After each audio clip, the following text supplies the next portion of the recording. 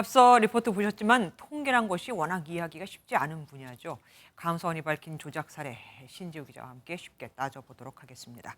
신 기자, 앞에 잠깐 봤지만 거의 통계 조작이 안 들어간 데가 없다고 해도 과언이 아닙니다. 그렇지만 좀 어려워요. 쉬운 예를 좀 들어주실 수 있습니까?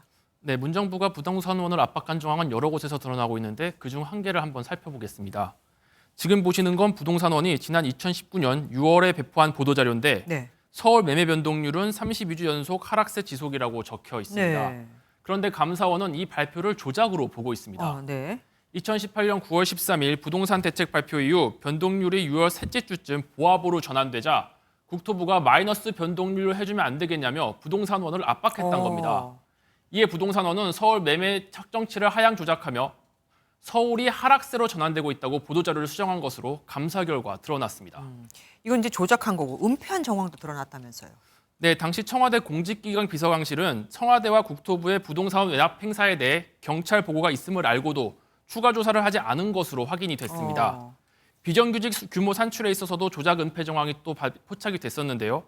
지난 2019년 고용 상황을 파악하는 병행조사란 기법이 새로 도입이 됐었습니다. 네. 조사기법 변경으로 비정규직 규모가 급격히 늘어난 것에 대해 통계청은 병행조사 효과로 늘어난 비정규직 추정치가 최대 36만 명이라고 보고했습니다.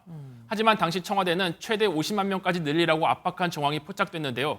감사원은 청와대가 비정규직이 늘어난 이유를 조사기법 변경으로 미루려 한 것으로 보고 있습니다. 어쨌든 이 결과에 따르면 사실 통계라는 게 지금 상태가 어떻다라고 알려주는 건데 거짓말을 한 셈입니다.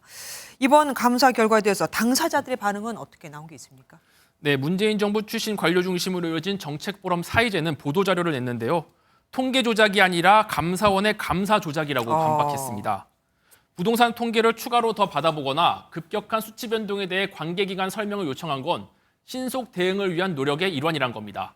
반면 대통령실 관계자는 충격적인 국기문란 실체가 드러났다며 검찰 수사로 책임 소재가 밝혀질 것으로 생각한다는 입장을 전했습니다. 예, 수사 의뢰가 갔으니까 그 결과가 나오면 우리가 알 수 있겠죠. 지금까지 신지우 기자와 함께했습니다. 고맙습니다. 안녕하세요. 김주하입니다. 공정하고 신속한 MBN 뉴스 유튜브를 통해서도 만나보실 수 있습니다. 특히 더 많은 뉴스와 라이브를 보고 싶으시다면 오른쪽을 눌러서 구독하시면 됩니다. 어렵지 않죠? 빠르고 정확한 뉴스로 계속 찾아뵙겠습니다. MBN 뉴스를 시청해 주신 여러분 고맙습니다.